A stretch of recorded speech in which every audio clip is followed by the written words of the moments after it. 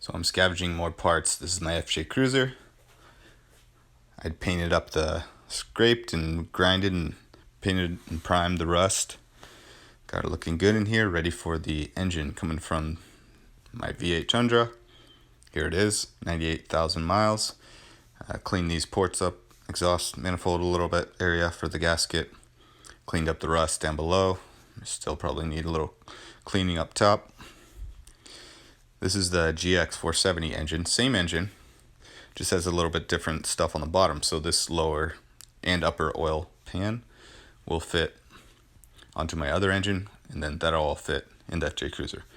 So it's as simple as unbolting all the bolts, put it in fast forward here, all the bolts on the upper and all the bolts on the lower pan. You have to pull the lower pan first before you're going to get access to a few more bolts that are up inside the upper pan. The long bolts are the same dimension. So now that I got all the bolts off the lower, I'm just kind of doing my screwdriver walking technique, the flatheads, going around to break that seal. I did see online there's a gasket that belongs on this oil pan.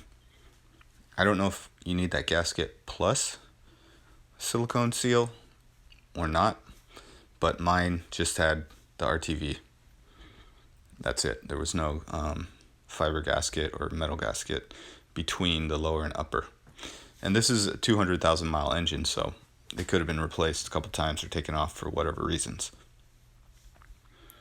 So the reason I had to get all these parts from this engine is especially because this has a rear sump, and that rear sump strainer allows the oil pan to fit in the FJ Cruiser and to go back behind the steering and front diff.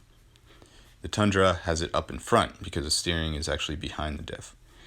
Okay, so there's another plate down here I needed to take off before I could get to those 3 remaining bolts. Leave the strainer in place before you, well, I don't even think you can access the bolts for that, so don't worry about it until you get the whole upper aluminum oil pan down housing. Okay, so just taking a peek in here. There are the bolts, 1, 2, and there's another one, a third one. And I had tried, let's taking a peek to see if there were more.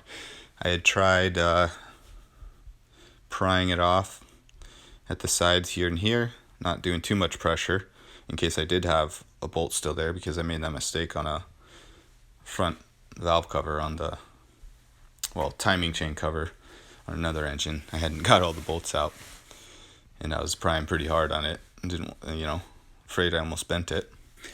So those are the 2 spots that eventually you'll be prying on. And what I did to get this thing down, I didn't have to jam any screwdrivers in all around. There are little spots on the sides that look like you could put a screwdriver in, but I didn't find them to be useful. That is just a mounting bolt for wire harness or something, so it has nothing to do. I finally pried it and the thing popped off. Luckily I caught it before it hit the ground, didn't any damage. This is the underside of a 200,000 mile. Well, you know what? I don't know how many miles are on this engine because this is a rebuilt engine, and the truck itself, the Gx470 SUV, said it had 200 on the computer. So how much does this engine really have? No idea, actually. Hopefully less than 200, because it was replaced at some point. And I could tell that by these plugs, brass plugs they put in all around the case. So yeah, this fell down, got it out, nice and safe. And this is the status of the oil and the contaminants that were caught down below. I don't know if that's normal or not normal.